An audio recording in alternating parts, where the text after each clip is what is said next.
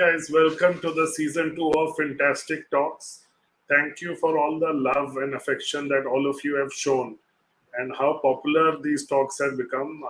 There's a figure I wanted to share with you that we have had now more than 1 million or 10 lakh views for FINtastic Talks, and that's the, you can say the fuel or motivation for me to put in this effort and time on bringing this show to you.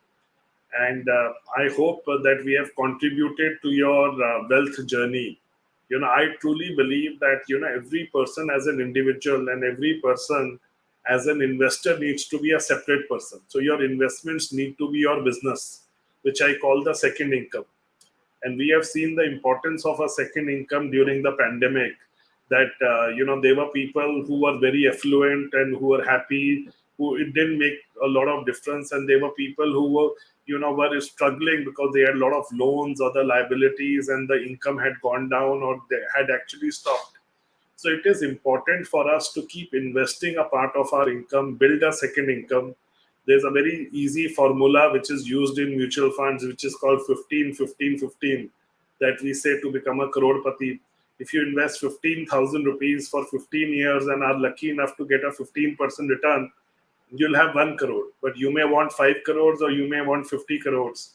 And with the power of compounding, which is 72 divided by the return, 15% means your money will double every 5 years. So if you look at from 1 crore, it will go to 2 crores in 20 years, 4 crores in 25 years, and 8 crores in 30 years. And I'm sure a lot of you can put in much more money. So imagine the kind of wealth you can create on the side, and then the kind of assets you can create.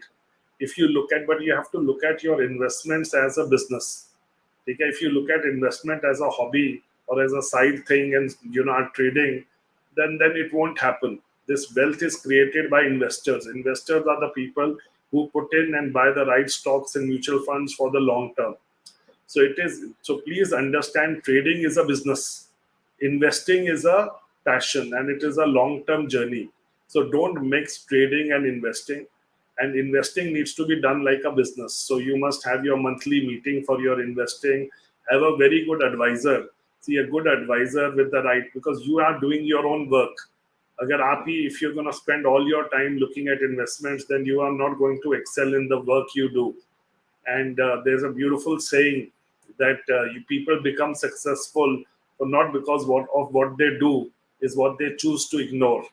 So guys, please choose to ignore things that are not relevant. Get a good wealth manager, advisor, have a little bit of knowledge so that he cannot take you for a ride. We have a FINtastic Talks FINtastic program for investors, spouses, teens, now kids, which can teach you basics of investing. Do that. But you must learn how to invest and then work with a professional who helps you.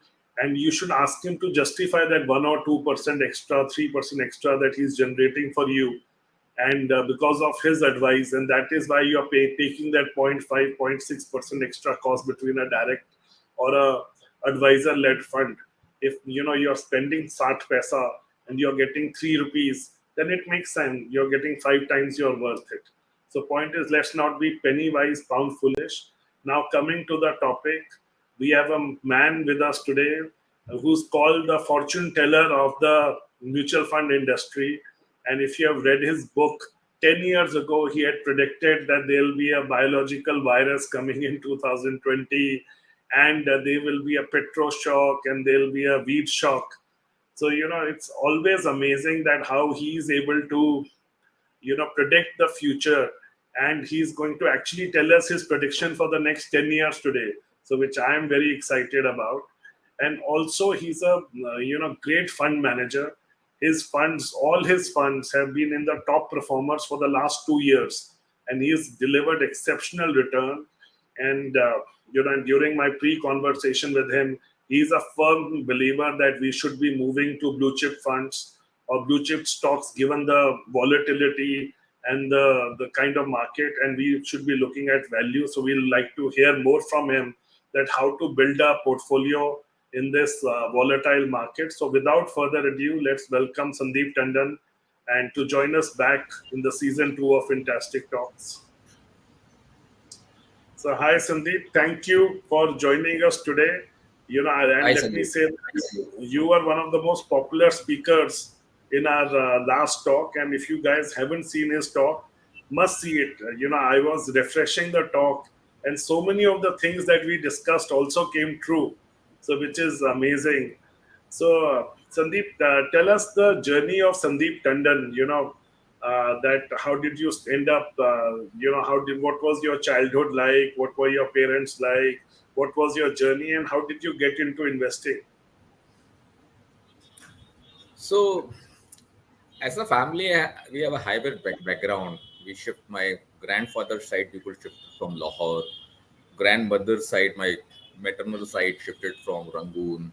So it's we shifted to north, predominantly Allahabad, Delhi, Agra, Jhansi. These are the area we have grown. So my father was a banker.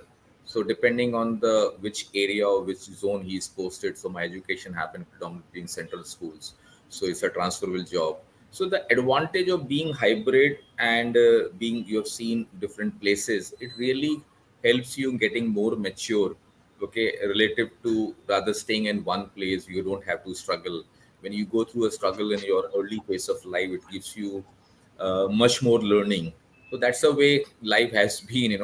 And the key thing is that though I was not supposed to be joining a financial firm or starting something on our own, this is just a destiny. It happens. But I was always a number centric guy. Okay. So numbers used to excite me, used to get into why this happened. The curiosity levels are very high. As a student of science, we learned a lot of things. We used to make a lot of electronic gadgets in the age of 6th standard onwards to 9th standard. We used to make audio speakers, or you talking paracrilizer, graphicalizer. So very early stage. That's the way the hobby was there, and then gradually hobby became to the market. So that's the way he came to stock market. And obviously, my dad being a banker himself, we have read Economic Times and Financial Express, from us from our college days. So that's a genesis. We spotted this opportunity, and some taste got developed for this market, and some sort of excitement brought us here. I started my career in Harshat phase. That was the phase I entered the market in 1992. So that's the phase which has a lot of learning from the behavior point of view. How the greed was extreme level. So it's too mature to talk at that stage, but that's the way we have gradually learned in the market. That's a very interesting perspective, Sandeep. That when I've done these talks with all the CEOs, majority of the CEOs have come from families which have moved around. So maybe that's a secret formula, as you said, that makes you tougher and wants makes you explore out of the boundaries. At least in our financial services, most of the CEOs, I'll rate almost 80-85% of the CEOs have actually moved around. So that's great. But how did this journey start? Where did you do your college from? What was your first jobs? And how did you reach Quant Mutual Fund? And how did you take that decision to start your own mutual fund? So I have studied in different parts of India, predominantly north. Okay, but from the job point of view, it started way back early in 1993 when I did my summer training with GIC Mutual Fund. So it was from a summer trainee turned out to be a proper trainee. Okay, so we were like early stages of mutual fund. I'm talking about way back in '93. The guidelines was not there. So that's the time we saw the George Soros JV also happened. With GIC mutual fund. So we have seen the mutual fund days at the very early stages.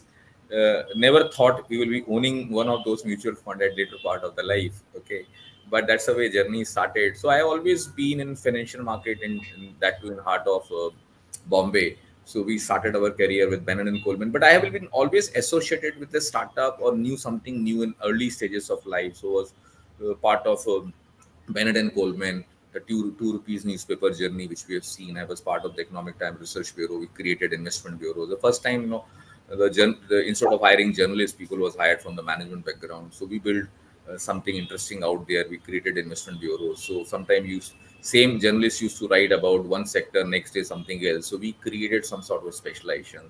From there, I moved to IDBI Mutual Fund. I was the first employee of IDBI Mutual Fund in those days. Okay, and it was known as India Asset Management Company. It was a joint venture, Fidelity and IDBI, but various reasons Fidelity never happened. and it was later on became IDBI Mutual Fund, and now it is known as Principal Mutual Fund because Principal acquired that mutual fund, and now it got merged with Sundaram. Okay, so that's the way my journey happened. This thing, and then part of very early stages joined that firm, built that investment businesses early stages. From there, I again moved to ISEC. I was part of ICICI Securities. Early stages of Badla Finance, we built institution business on the equity side. So that's the way journey derivative market started. Then moved to Refco, built very large scale derivative business in India. And from there, Goldman picked me up. So I joined Kotak Goldman Sachs JV. So that's the way association was there with Kotak Group for a long period of time. And in 2007 8, some entrepreneur bug was there. So we thought we'd start something on our own. So in this, from January 2008, we started Quant. But the avatar has changed. It was more of advisory and the investment banking and the broking side of the more on the institution side segment.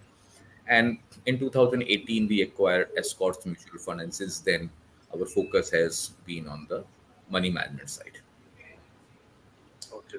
So, Sandeep, what do you say about the current economic scenario? There's a lot happening, and ever since the Russia-Ukraine war has started, the world has been in a tipsy-turvy, and the threat of inflation that we used to talk about has actually become a very real inflation. And there's a huge amount of FDI outflows that have happened from India. So, just what do you feel about the current, market scenario environment? So, see, I tell you, right from very early stages, for it's been a while, we have been talking about that 2020 till 2030 will be a very challenging phase in our life. What were challenges you have not seen in the maybe for a century? That sort of challenging phase is this. Okay, so we have described this as a wealth destruction phase, but there's also opportunity. So we are talking about. Let me give you some perspective. The way we are looking at, we have been talking about global reset, that from 2017 till 2047 is the time for global reset. What exactly happened in 1960 till 2016 was the globalization phase. Now it is a deglobalization phase. Okay, from 1960, if you remember that UK was the very important country, the sterling pound was the reserve currency, and gradually between 2000, 1960 till 2016 is the emergence of America. The USA came into picture, relevance of dollar, relevance of Fed, and we all know what has. And now we believe that 2017 onwards something has changed. Okay, and we are calling it the deglobalization phase or global reset phase, so which makes me very happy to say that this entire decade, if I have to dissect the between 2017 till 2047, between 2020 till 2030, this decade belongs to Asia. Okay, and this is not based on our gut feeling, which we talked about. It is a combination of some numbers which we look at, how the risk appetite for the region, how the risk appetite for the developed market, how the liquidity is changing, what is the demographic phase which is happening, how the economic evolution is getting built, what changes are happening out here. On multiple data point, we are saying this entire decade from 2020 till 2030 belongs to Asia, and within Asia centric emerging market, and obviously India is the biggest beneficiary of that. So we remain very constructive of India despite we believe this is a challenging environment. We believe whatever the extraordinary prices of wheat, which you have seen, or the highest level of inflation, interest rate you're talking about, is the beginning of a trailer which we have seen in the developed market. Some sort of noise can settle down because the narrative has become is extremely negative. I think it will settle down, but we remain very, very concerned about longer term perspective. We believe that in long-term inflation and long-term interest rate will remain elevated, in particularly in the developed market, talking about US and Europe, maybe till 2027, 28. That's our cycle theories or the predictive analytics data points are endorsing. But India will be in a better position. So it's a opportunity. So every crisis brings you opportunity. One option is that you get worried about that. But once you have a more clarity how the longer term cycles are playing out, how Earth Analytics data is endorsing changes happening, if you have a clarity and if you can optimize this cycle, then you can actually create huge wealth in the most uncertain environment also. That's very well said. There's a saying that there's a silver lining to every dark cloud, and every a person's pain is somebody else's gain. And my father used to say, money never goes out; it just moves from one pocket to another pocket. Yeah. So point is that yes, there is always going to be opportunity, and that's the purpose of our talk today, Sandeep. That given the global scenario where it is, that how should we manage our money today to be able to make money out of the current market scenario. And I have to tell, I was having a chat with Sandeep maybe about 6, 7 months, 8 months back now, in November 2021, where he was telling me, Sanjeev, move to value stocks and you realign your portfolio, value is going to do well. And I took his advice and I moved at that time. And luckily for my own personal portfolio, I've done, very well. And I was able to, and the stocks have done quite well. So, Sandeep, that was a very good prediction that you had given. So, before we get into this, there's a question by our one of our regular viewers, Madhusudan. He's asking that as per the stats and data, more than 80% of the active funds fail to meet or beat the benchmark index. So, why is Quant AMC launching a large cap NFO now? But let me just say, Madhu, this figure is wrong for India. Internationally, yes, they have the majority of the passive funds have beaten the active funds, whereas in India, most of the active funds have beaten the passive funds. So I don't know, where have you seen this data? The data that is available to us is actually very this thing. And Sandeep, if you would like to talk about it, because what is there was a time that when we were in a growth phase, that out of the Nifty 50, only few stocks were doing well. And then there was a phase where the whole Nifty 50 went up. So these are cycles. But if you look at in the long run, it is the active funds which have outperformed the passive funds by quite a significant amount. And we don't have to look at a 6-month data or a 12-month data. We should be looking at a 5-year data to be able to figure out what is the right. So, Sandeep, let's, your Genesis is always a very active way of managing money. So, just what would you like to say about this active versus passive? So I tell you, if I share very interesting data more from the behavior point of view, yes, in last many years the passive fund has grown exponentially globally. I'm not talking India, though we have seen just in last few years, but particularly talked about US market, it has grown exponentially. Okay, one of the key reasons why it has grown, obviously, one is the expense ratio, and lot of things are driven through machines nowadays. Okay, this is one of the predominantly because globally the cost of money manager is very high, and the way BlackRocks of the vanguards of the world has emerged, so they are like top two player or top three player in the global AUM business on the mutual fund side, which is a very passive way of doing it. But if you look at the environment which we are in, we are talking about extraordinary challenges from the inflation perspective, or even the geopolitical environment, which can remain keep the geopolitical volatility for a high for a longer period of time. With that background, I think this is the best way. The active fund manager has the possibility or the probabilities which you also talked about to outperform market is far superior, as mathematically can be demonstrated. And given this sort of dynamic environment, this is one of the reasons why we talked about a very active or dynamic style of money management, because we live in a complex world where data keeps on changing. We talks about these cycles, and cycles are getting shorter now, and people have tendency to react on immediate basis, because the way data are shared on online basis, on immediate basis, that the reactions are going to be very sharp, because those days are very different when people used to react over a period of time. Now the fraction of second information is distributed to whether it's institution, whether it's ultra HNI, or whether it's masses. There's hardly any gap. So people tend to react, and that's the reason we have seen in this world the reactions are very, very sharp. People tend to overreact in this market. And one important data which I was sharing with that, passive fund from the behavior perspective does not have any attachment.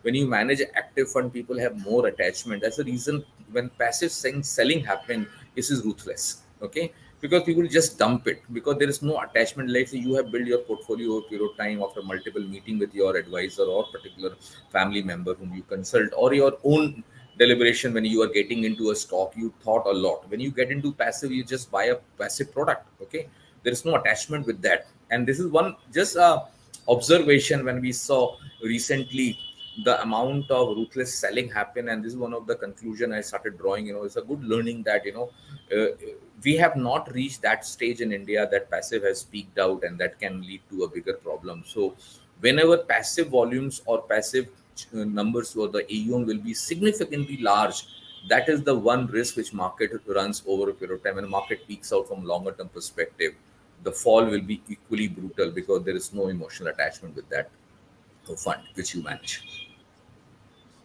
Yeah, and we have seen that. Look, one of the major reasons for the FDI outflow out of India is the change in the global parameters, and a lot of these are automated funds which are now moving out of India.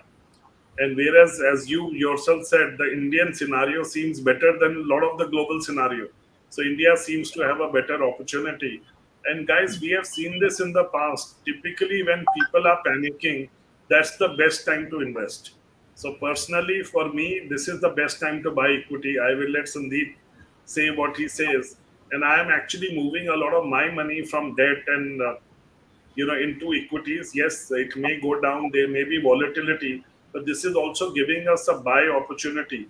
But we have to be very careful that given what is happening right now, what are the types of companies that we should be buying? There's a question that has been shared by a comment given by one of our viewers, Sajal Sharma, who says companies are showing a robust requirement. Indicators are showing a recession. So this is the most confused scenario in the economy. So, guys, this is the whole genesis of a large cap or a well-managed companies. That when the times are good, everything goes up. It's like a tide. उसमें अच्छे भी बढ़ जाते हैं, बुरे भी बढ़ जाते हैं. The good things go up, bad things go up. But when the time is bad and the water is flowing out, it is the good ones who are still able to rise, or they are able to maintain, or they don't fall that badly. Whereas the weak ones fall like you can say a pack of cards. So this is the time where you need to be in a better companies, and you need to be in stronger companies. And Sandeep has a view that you need to be in blue large cap and value stocks offer a great opportunity. Obviously, there is always opportunity in small cap, mid caps also, because there are always good companies. And small cap, mid cap, you have to understand there are some very good companies which come under small cap, because that market is not large enough for the company to qualify for a large cap. So this is also something that you need to keep in mind. So Sandeep, you have also, before we get into specifics of how to build a portfolio today, you have also come up with a 10-year prediction for what you feel is going to happen in the next 10 years. So if would you like to talk about that? And team, if you can share the chart that Sandeep had created, it will be lovely to hear your views on it, Sandeep. So yeah, Sanjiv, it is actually a very interesting one. This is the part of a slide which was written. This was part of a strategy report which was written in August 2012. So you can just imagine something which was written in 2012, maybe 10 years back, has played out very well. That is the ability or predictability of a predictive analytics. That with the help of some numbers, with the help of some data points, analytically you can get into a model how the scenario will emerge, and that is something which I want to just maybe take a minute to talk about. So we wrote this, we prepared this graph called J curve and inverse J curve, where we have tried to showcase on the x-axis predominantly how the geopolitical volatility will rise. Okay, and if you notice out here that something in 2000, we talked, the red color line is there between 2020 till 2030. This entire on the J curve is on the red color, which showcase how the challenging environment will be there. So if you see that between 2020 22 till 2025, we have talked about how you will see highest ever inflation, highest ever interest rate, highest ever crude prices, and highest ever wheat prices. Very interesting, but not highest ever gold prices. If you notice, a lot of people generally have a view, the gold should also rally, but we have not written, and gold has touched 1 year low last week itself. Okay, so that is the capability of numbers. If you talked about, we talked about how 2020 bubble will burst, how EM will peaked out in 2018, how the currency war happened in 2015. So these are some data point which we find it very interesting, that something that was published 10 years back has played out quite well. To talk about in 2012 a biological war or cyber war or economic war or deteriorating weather condition was like difficult to visualize. But when we work on through a predictive analytics model and try to analyze the data of global market, including Earth analytics, because a lot of uh, decades trend can be only spotted via Earth analytics data, and that is something which we believe will be a very important research tool going forward. And the changes which is happening in terms of weather or climate condition will play a very important role. Like in India, every time in July, August, particularly July, there is always uncertainty related to monsoon, and when the monsoon spreads, you always see a rally happening in the equity market, and this time we are also not any exceptional. So just understand, if India being agriculture economy, weather plays a very important role. I think this overall climate conditions will be a very important aspect, and it has been nowadays to fashion to talk about climate or earth changes, but people don't quantify. At least at Quant, we try to quantify some of the things, but our interest is confined to the market or financial market only. So this is just a we call it mother of all predictions. So it's a very interesting stuff, which we think we talked about way early, and that gives us some comfort that some of the data points which we look at has really predictive abilities. So, Sandeep, let me ask you: a lot of these predictions are actually coming true, like the highest ever inflation rates and highest ever wheat prices, highest ever oil prices on a sustained basis. So, and but one of your predictions, highest ever interest rates. What do you mean by that? Can you explain a little bit more on that? So I tell you, the it's a very good question. The way we understand, like in the historically, if you look at central banks, particularly, who are the responsible for creating or sucking out liquidity. Whenever we have seen any economic crisis in any region in the past, it was always central bank has intervened, and we are able to resolve that problem from a medium term perspective. So they take tough actions or provide inject liquidity or whatever is needed. But we have never seen a scenario like this in 2008, where global central banks all came in tandem to provide extraordinary liquidity. This is something which we have never seen. We have always seen in particular region, particular pocket of few countries, maybe one or two countries where you need IMF support or some lender, like what happened in between Italy or something like that. So that was the case. So when I spotted that in 2000, the central banks all have come together and they pumped extraordinary liquidity. That's the reason we started talking about that bubble will burst in 2020, because we spotted that extraordinary pumping is going on. Okay, that's the one aspect. The entire thesis from 2008, when the quantitative easing started, we thought it was a one-time phenomena, but it happened like we have seen QE5. So 5 times we have seen quantitative easing in the market, and you look at the balance sheet of the global markets or the particularly the developed market. Look at the way Europe and the even US balance sheet got expanded. So this entire thesis was built at low interest rate for long. So when you get into something like this, which was not very natural, we that's one of the reason why we started talking about that one day this bubble will burst. And we also talked about when the reversal trend will start. Okay, because you have artificially pressed something for a longer period of time, and this situation got deteriorated. The way earth analytics data points are changing, the climate condition thing, you are getting into cold and wet environment globally. When you get into cold and wet environment, the productivity and efficiency also comes down. So and you're talking about cold and wet environment. This is one of the reason you saw one of the worst flood in China in last 100 years, what you saw in Texas, or extreme climate condition which you are seeing right now in the Europe also. So if you combine, that's one of the reason we are able to reach that thing.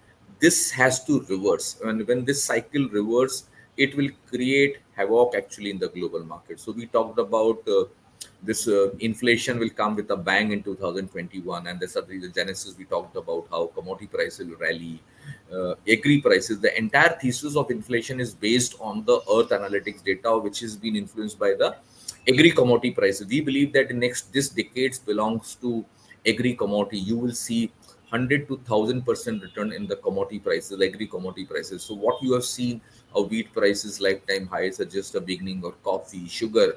So when we spotted this cycle, we were very convinced this will lead to a larger problems in the market on the inflation side. And whenever inflation spikes, it shakes government. So that can, you have seen a turmoil happening in Sri Lanka. In our book, we have talked about in this decade, highest number of bankruptcy will be filed in the world. Okay, this is the way we define this cycle. And I have also talked about highest number of bankruptcy will come from China in this background. So we have seen, and we have seen a recent mergers what is happening in the on the reality space in China, and some because noise is there, but you don't get the entire information. So it's a very challenging environment. But one is way of looking at, yes, a challenge for developed markets. So we are talking about this sort of inflation is more problem for the developed market, particularly US and Europe. Less problem. We have never seen 9% inflation in US, at least in whatever history we remember. Maybe I 1981, I was not there in the market, so I have no clue what happened in 91. We have, or now we can read, that's a different, but we have never experienced that. Okay, a 9% CPI data. But the good news is that India is in a very unique advantage. It's not like when everything goes down simultaneously. With a lag effect, we'll come back. The Indian capex cycle has come back. India being closer to equator, the weather conditions are not that bad out here. So a lot of data points which I can talk about. That's the reason I said this entire decades belongs to Asia and India particularly. If provided we can manage next 1.5 year, because next 1.5 year is a part of a volatility expansion phase. Once this volatility expansion phase settled down by 2023, because these global volatility, we believe in the band theory, they work for 5 year expansion and 5 year compression. So 5 year expansion cycle gets over in 2023. Very difficult to pinpoint which month, any which date it will happen, but these are the longer term cycle, so it can have a few months extension here and there. Once this settled down, I think India is in a very unique situation. We think India will be the first thing to come out of this mess which the global market is facing right now. And once you come out of the mess and you started moving, money will flow. Okay, money clearly flow from high risk to low risk environment. The moment you realize there's a problem in US, problem in Europe, money will shift. Okay, as you rightly said that money finds its own way. Okay, and that's the reason we think it could be a great opportunity provided we play it right. Very well said. So, Sandeep, now let me come to building up a portfolio. So, your Quant mutual fund has been, has a large number of schemes, and you're a very different mutual fund than the other mutual funds because you're based on analytics, you're based on predictive scores, your manual selection of stock picking is very minimal. But so, how have your funds been amongst the top performers in all category? I think that's an amazing achievement. Where almost each and every of your 11 funds have been amongst the top three funds in the last 2 years. How did you what would you attribute that to, and how did that happen? So we give the entire credit to the framework which we have built. We have talked about the VLRT framework, okay, and this framework has been actually evolved after multiple mistakes or blunders which I have made in my personal life or my team has made, okay, in our previous avatar. So that is something which we build. Like we always taught in the so we can talk about a lot of myths are there in the market if people just talk about one directional, unidirectional approach or fundamental approach. With that approach you can get your entry rights but you don't get exit right in the stock market. When you generate alpha, the exits are equally important. So we give lot of emphasis in terms of market timing, how to get your exit right. So when you talk about market timing is also considered as a bad things in the market, but it's a risk mitigation strategy. When we talk about the liquidity analytics or the valuation analytic or risk appetite, this is something is a part of a multi-dimensional research which we do. When multiple analytics are skewed on one side, it gives me better timing and it's a part of my risk mitigation strategy. So our focus is that how well we can reduce the risk and generate extra alpha. That is the edge which we bring through our framework, and we are very process driven house. So as I said, this framework has been built with lot of mistakes, and it's a evolving framework. It's not something we have arrived in life. It's continuously gets involved. The more and more data we get, so we look at the relationship also, and we run a complex multivariance model, and then we run that product. And so it's a The whole idea is that how to remove your own personal biases, and it's not easy. Like in my 30 years of experience in the market, we all have preconceived notion. I have certain biases in my life, and we paid a price for that. It's very easy to talk about when should not have emotional attachment. But when you stocks deliver for various reasons, you get attachment. Particular type of sector, a lot of people say this sector gives me always good me return. This type of promoter are like this is the numbers which I look at. People also talk about certain framework. This is the when you get these three combination right. But this combination does not work all the time. It is a particular environment it works. Okay, so we have to understand the environment also. You can't use the same strategy in different environment. You will not generate the desired alpha. So that's the reason we talk about dynamic style of money management. We talk about how well an environment plays a role. That's the reason we adopt new strategy based on the prevailing market environment, which is the part of a global macros. So, Sandeep, you have now come up with the large cap fund, which is actually getting a very fantastic response from the market, and people are very excited about it. And it promises to be a very unique sort of a large cap fund where you're saying 20% of the money is going to be kept for FNO. So, just explain to us about this new large cap fund. Why at this time? And why do you think that in this volatile market, as you're saying, in the next 1.5 years, how should an investor listening to this conversation or a wealth manager who has to advise his clients, what should he be advising his clients? How should he be restructuring the portfolio of the client? And for a client, that what are how what, that how does he restructure his portfolio, or if he's going to put his debt money into equity, which type of equity fund should he be choosing? So, based on last 3 years when we started implementing our VRT framework from 2019, that was the phase we spotted that mid and small can generate a better alpha, and it generated extraordinary alpha till November 2021. So we spotted that we have demonstrated through VLRT framework that mid and small can be with a dynamic style of generate extraordinary alpha. And when we start looking at the market in current environment where the choppiness much more and the stability is missing, and a lot of people are psychologically disturbed at this point in time, we thought this is a good time for launch our large cap fund because two reasons. One is the large cap, obviously, the given the liquidity which it has, and hence the impact cost is on the lower side. The way we manage our money in a dynamic style, we do sector rotation or stock rotation in a dynamic manner. That that will really help this. So this is the large cap, maybe the very apt for our strategy, which we have not demonstrated so far. It was more focused on the mid end. So the timing was right from that perspective.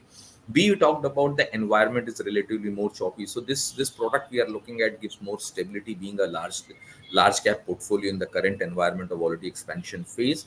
And we are trying to see how well we can generate an index plus return, because majority of the fund in this category, like 150 schemes are there, and majority of the schemes have not able to outperform the market. So there are two three reasons for that. One, we have seen that the benchmark which they follow, the large cap or the Nifty, in some time, Nifty itself is a very skewed index.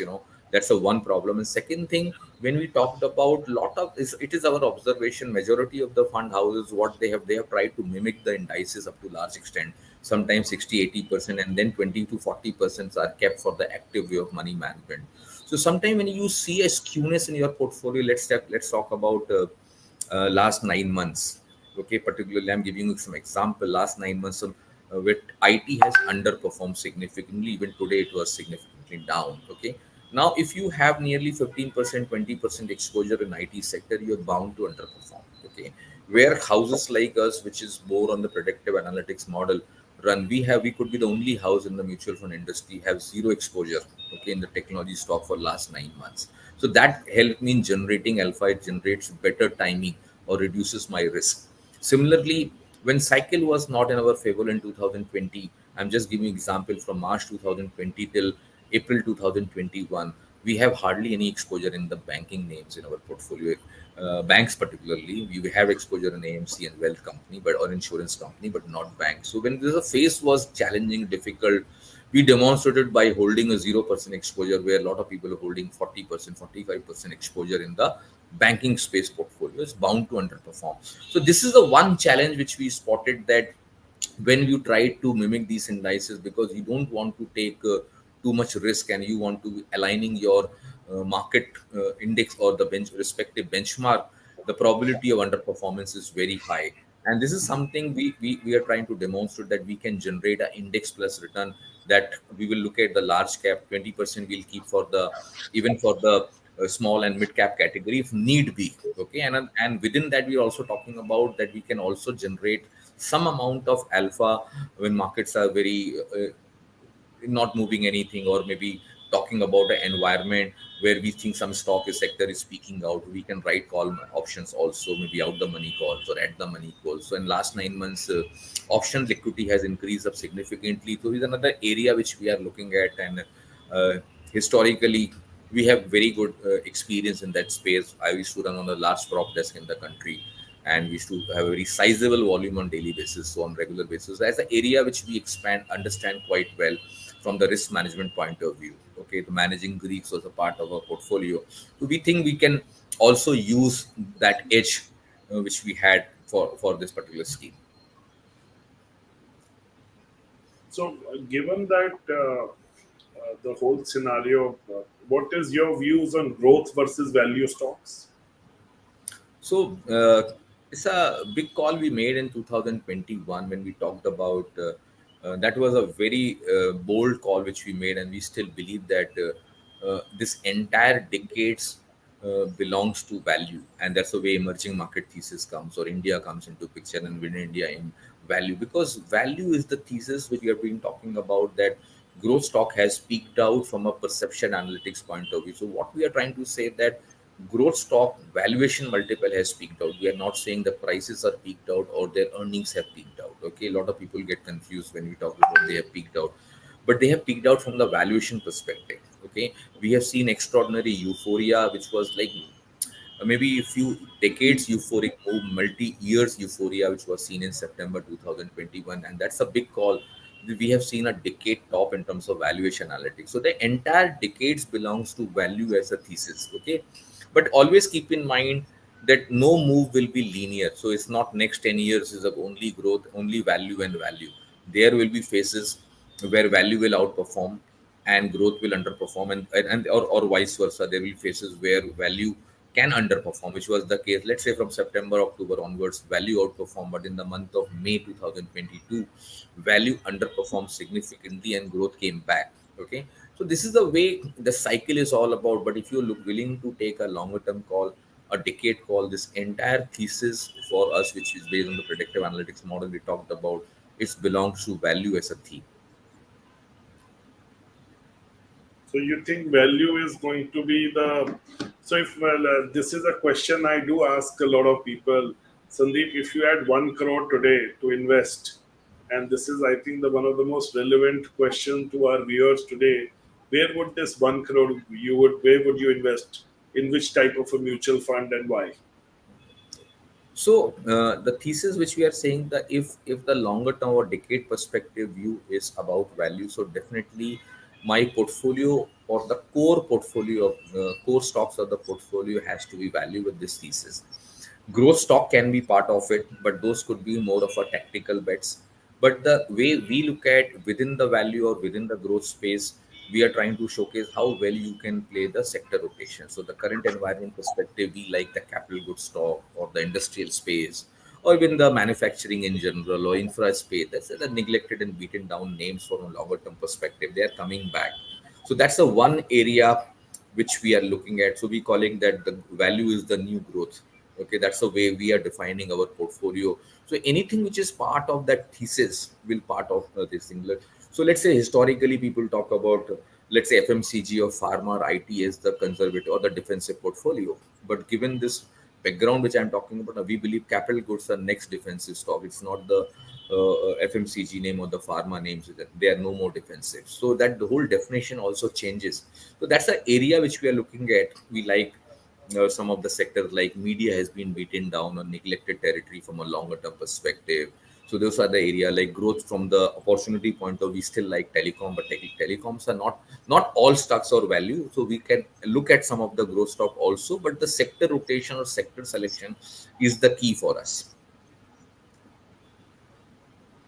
That's so. But on a very simple note, again, Sandeep, 1 crore. Which fund would you put in? Would it be a flexi cap, large cap, or which fund would it go in? So in today's environment, if I have to put this way, based on the risk profiling of an individual, I will say you can have 15-20% exposure in a thematic fund, because thematic fund being a thematic has more risk. So value is also thematic, and infra. So anything related to infra, like we have infra fund or somebody has a capital goods fund, that's the two area which we are looking at 15-20% depending on the risk profiling which you look at. Then another 30% of the stocks which we are looking at could be a good opportunity will be the flexi cap sort of thing, because in today's environment flexi gives you a lot of flexibility to deploy accordingly and change and rebalance your portfolio.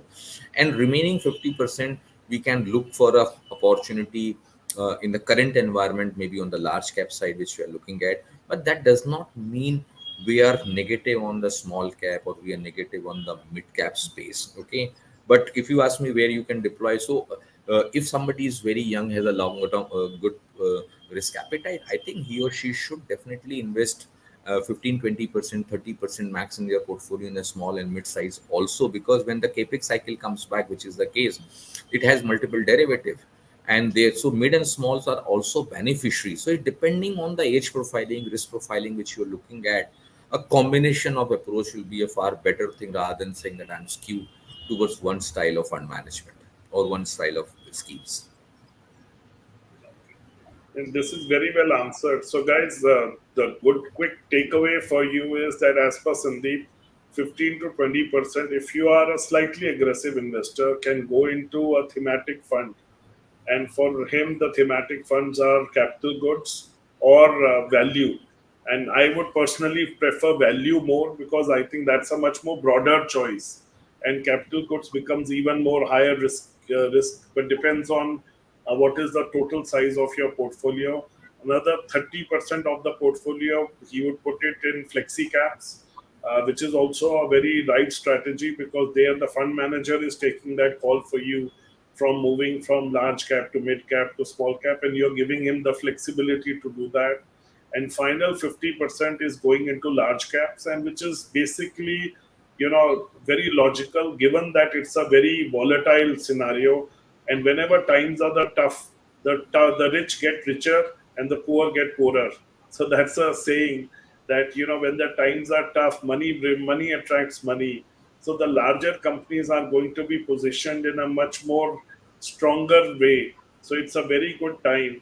And also, as Sandeep explained, their own large cap fund is going to be very different than other funds, where they are going to take active calls when to get in, when to get out of which stock.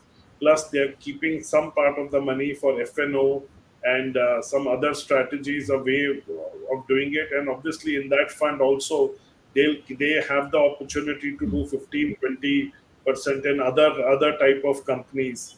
So it's a very exciting fund, and and Sandeep, I'm always amazed at the kind of excitement, and heartiest congratulations for crossing 10,000 crores of AUM. So my Thank next you. question is on now there is a lot of debate happening in the market about very large funds and small niche funds like yours, and people are saying this, that the future belongs to the niche funds, because you have more flexibility and you don't have the problem of managing huge amount of corpuses, which make it very difficult to get in, get out from companies. So what is your view on this? So Sanjeev, this question is very often asked by the distributor or any the large meeting which we do. I think it's one of the biggest myth in the market. When we're talking about, I think it's an excuse which people give. I have a size, so the underperformance is there. We're unable to churn our portfolio. The way we look at in our strategy, in case our strategies are very very scalable. Okay, we are not worried about the strategy. Strategy is scalable. The stock selection methodology changes. Okay, depending on the size, you can, and the impact cost of the stock, or the war number of the stock, we can actually identify on that. I think this churning, or which is also again a bad term in the market, we call a dynamic way of rebalancing our portfolio based on the risk of environment. People are worried because I think it's a that sort of mindset is not there. People are not prepared to make their changes so radically, because see what happens in the initial phases when India was evolving, we were emerging market, though we still get a tag of emerging market. But I think India and country like China, Korea are very much evolved. When China is talking about being the second largest economy in the world, and if you give a title still emerging, it's not fair. And so is the case with India when we are figuring into top five in terms of GDP. Okay, so I think we are in the mature phase of market. We are very much evolved financial market and capital market in India. In the evolved capital market, it is very difficult to generate alpha if you're only looking from a longer term perspective. Look at US market, how machines have taken over and complex algos people are running. It is practically impossible for somebody to compete with that mindset where data keeps on changing and keep on rebalancing. So we come with that thought of mind. We are data driven house analytics. Another thing which I want to talk about, scale. The size gives me huge advantages. Today, if you talk about anchor lists, let's talk about, if you are a small player, none of the banker will be, you will not be part of that anchor list, so you will never get the right allocation. And there are many mutual fund, I can tell you, who have been top performer. Majority of their performance has come from the IPO market because they got huge allocation. If you dissect that, you will get, we have done some math and try to show how the benefit comes. So that's the size gives you.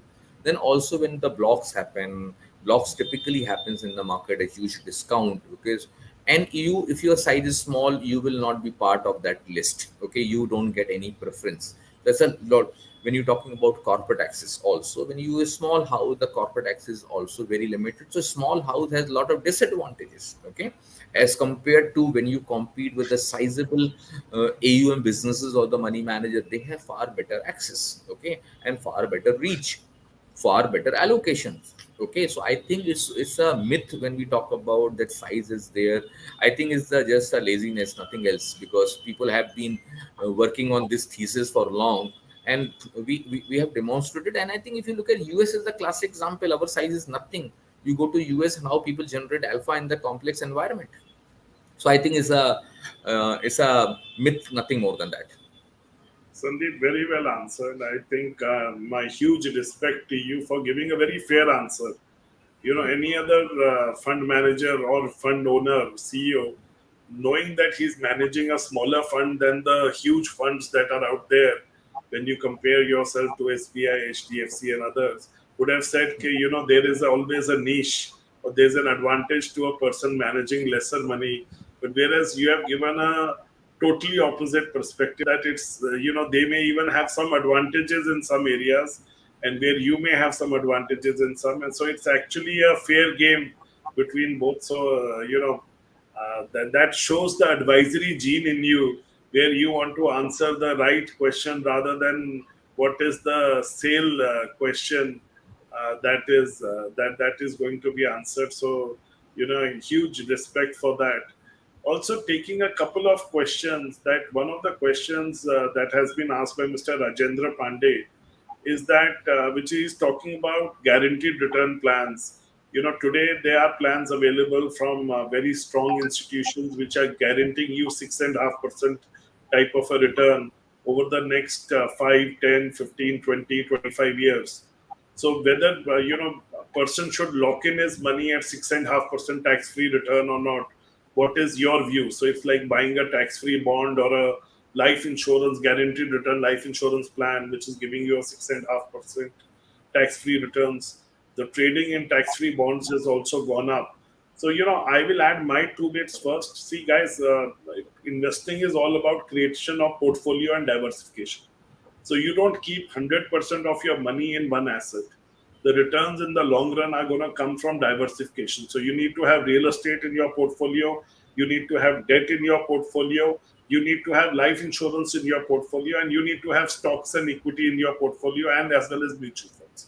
And that makes a good diversified portfolio, and that is what is going to deliver you the returns in the long run. So don't keep all your eggs in one basket. Now, on this question of economy, that given the way the Indian economy is, and you're expecting inflation and the interest rates to rise, is 6.5% tax free a good return for a person to lock in his money for the next 5 to maybe 15 years?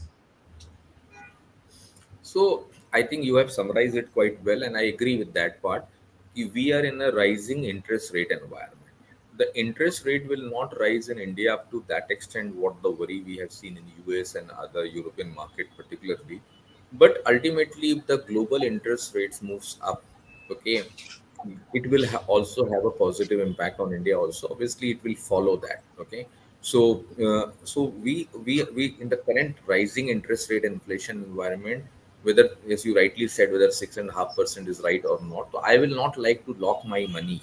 If I putting in on their behalf, I will not like to lock my money with 6.5% tax free bond for a longer perspective. If somebody has a shorter term products, that is far superior in the current environment, because it's very difficult to visualize when worry is much larger globally. I will not like to lock in my returns or freeze my return from a longer term perspective in the rising interest rate environment. And I'll personally share with you what I'm personally doing. So I'm actually following a strategy which is slightly different than what Sandeep is doing. Is that I'm actually taking out my money from my earlier life insurances and other debt portfolio, and I'm transferring a lot of that money into equity because I think this is a good opportunity to buy. And I'm picking up equity mutual funds. I'm picking up direct equities where I believe there's a growth story ahead. And to create a corpus within debt, I'm actually I'm buying guaranteed return plans for my own self. So since I'm taking out money from that corpus, but I believe that if I keep putting money on a systematic basis into that, and today, even if I'm able to get a 6.5% tax free, I'm assured of that given the way taxes are rising for individuals in India at least. So, I personally believe that it's a good strategy for us to follow. But point is there is never a right strategy. There's never a wrong strategy. You have to take certain calls, and those calls have to be genuine and honest. And I'm telling you what I'll do for my own self, and but it may not work for all. And so there's also a question asked by Sanjay Sharma ji that what is the large cap fund we are talking about. The large cap fund we are talking about is the Quant large cap fund NFO, which is on which has got a fantastic response. Madhusudan, it's too early to say how much AUM they've generated. It's open till 3rd of August. But Sandeep, just for our knowledge, do you have a sort of a target corpus in mind? How much money are you expecting to raise in this large cap fund? So, Sanjeev, to be very candid with you, we are a very evolving firm, okay, and we are not arrived in life, so it's we never quantify anything specific. Okay, it's very difficult because, but I can, as you rightly said, the response is very good. In fact, this is the first time we are meeting distributor in last 2 years because of COVID. Physical meeting never happened. It's only on the Zoom we have done those calls. So it's the first time we are getting opportunity, and I can only tell you the response has been very good. Okay, given the track record of our performance, which we have been, as you rightly said, we have been outlier in all the categories which we are performing. So that I think gives us a lot of confidence to the investor or the distributor who are looking at a product. And I can only tell you, since we strongly believe in timing, is another great timing from the current market environment point of view, and the edge which we bring to dynamic style and the way we can rotate sector rotation, stock rotation will definitely generate alpha in this portfolio. So, team, if you have the slide on the quant performance, it'll be love to see that slide.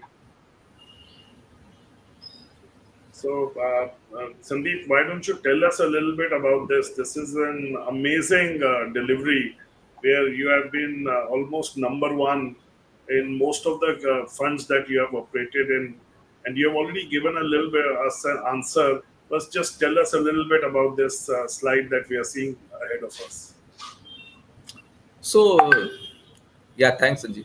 So, I just give you perspective. When we talk about extraordinary performance or outlier performance happens, I just give you one thesis which we bring to the table. Is all about that in the risk on environment, when we play, let's say from March 2020 till September 2021, it was a risk on. In risk on environment, we play on front foot, and we also generate extra return even to compensate or take care of the difficult environment or the challenging phase. Okay. And I think that thesis has played very well in terms of outperformance, where we have seen a massive outperformance of 81%, 150%, 133%. This sort of outperformance, I don't think industry has ever seen in the whatever 20, 30 years of my mutual fund experience, which I have seen as an investor in a previous avatar. I have never seen this sort of outperformance. So obviously something right we do in terms of framework. And the most important aspect is there we also understand that when it is risk off environment, we play on back foot. We try to preserve the capital, which is the case, let's say from November 2021 till 15 June 2022, we set the risk off phase, and around 15 June, we came out a note, talked about reflex rally on card, and I think it's played out quite well, the reflex rally we have seen across the globe. So I think that the edge of being a research background and being a macro background person, and we look at global data and the research capability which you bring to the table, that gives us this sort of outperformance. And and when I said then risk on environment, we are really relatively aggressive in playing on front foot. Okay. And exactly reverse we do. So when you have a very conservative style of money management or very traditional approach, you will look very nice in the falling market. Okay. But you look equally horrible in the uptrended market. So that's the balance. A lot of people ask this question, last 6 months was this, we have not seen what I've seen 2 years back. We have to understand this is the way we explain risk on, play on front foot, risk off, play on back foot. So it gives you a better risk adjusted returns. Thank you. I think that is, again, very well answered. And guys, look at the returns. I think this slide does the talking. So it's an amazing performance. And thank you, Sandeep. We are very, very proud of you guys. You can put the slide off now. And if I would highly recommend that you, for those who are looking for a SIP should look at Quant Mutual Fund, especially the large cap in this environment, as an opportunity for their SIP, or people looking to put lump sum like me should look at it. And team, I would request you, if you have, please, some QR code to help people get more information if they require on the fund, because there are a lot of people asking this question, that what is this fund and what is it about, what's the thesis genesis. So if anybody who has that question can scan the QR code or click on the Bajaj Capital link and get that information, more information on this. So Sandeep, I know we are over time. Uh, any last final comments you would like to make to our viewers today? Some takeaways that they should keep in mind? The only thing which is I want to talk to address to everybody, see, definitely we are in a very challenging and disturbing environment, but we should learn this business or the investment thesis which we bring to the table, or the environment, this is a very mind game. You have to be very calm, you have to be mentally at ease when you take decision. I have seen, people tend to overreact. So when complacency is there, people are very excited, extraordinary environment. They in a rising environment, the peak of the cycle, people are extraordinary complacency is there. People become very complacent.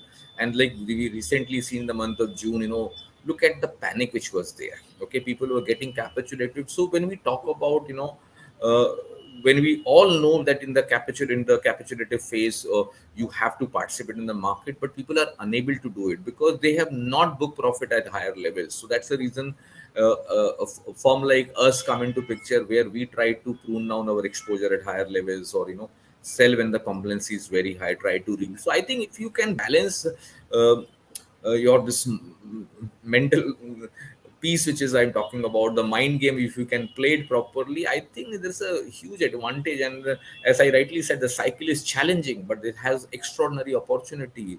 So we remain very optimistic that next 10 years belongs to India, and provided we play it right. Yeah. So one final question asked by this lady Shalini Bhatia, that in the era that we are going to see in the next decade, what is a kind of what is a right return that a person should expect from equity market? Can a person still expect a 15% return over 10 year, or should it be 12%, 10%? What type of a return should a person expect if he is getting into, say, maybe a large cap or a flexi cap? I think, given the volatile scenario which we are in and the rising interest rate environment, if you get anything like 12 to 15%, is will be very good returns in the environment which you are operating. And I think it can be generated. It's not very challenging, but don't look at that 1 month, 1 quarter, or 2 quarters view. If you have that 3 years, because a lot of people have this habit, you talked about 15%, but this month I'm down negative. So if you have a 3 years perspective, 5 years perspective, that's a right framework, or even 10-year perspective. I think getting somewhere closer to 12 to 15% mark should not be a problem, because we remain very convinced about India as a theme, and some of the value as a thesis which we have been talking about. I think these are the areas which you can get even much higher returns actually. But even you are mentally prepared for 12-15%, this is far superior returns in the rising inflation environment as compared to any debt product. Yeah, guys. So simply summarizing, if you want to start a SIP, start it today and be at it for the next 15 years. Don't look at your SIP returns for minimum 10 years. The chances of you making, my own personal prediction can be, it can be anything between a 12 to 18%, depending on when you look at the after 15 years, because it can be a high, it can be a low, and the market is like a wave. It goes up, it comes down. So point is that but 12 to 15%, as Sandeep has said, is a very realistic return. And if you are ready to enter the market for more than 3 years at this time, 3 to 5 years, it's a good time to even put a lump sum. So thank you everyone for joining us today. I hope you got some very good takeaways. I was very excited about this talk, Sandeep. As always, your fortune telling is always very interesting, and we look forward to see how it will play out. So it's great to have you in the first episode of season 2, and we hope that we are able to help people out here create money. So please do look at investing into stocks, and this is probably the best time to invest into stock markets. Best time to do a SIP.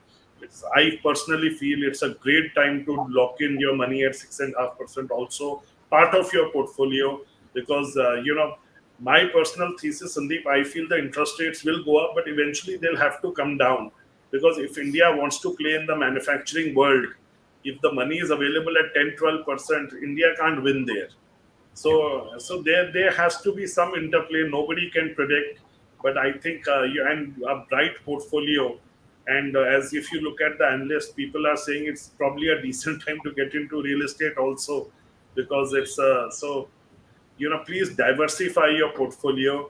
It's a very exciting time. This is the time of opportunity, and this is the time where people are going to talk about those people who invested during the time there was a global crisis going on. Those are the times of opportunities. So wishing you all the best. Thank you, Sandeep, for joining us today. Thank you, all the viewers. We hope you get good takeaways from today's talk, and do look at Quant Large Cap Fund. I'm very excited about it. I think it's a great opportunity. Thanks, Sanjiv, for inviting me. Yeah. Thank you, Sandeep, for taking out time. And thank you to all the viewers.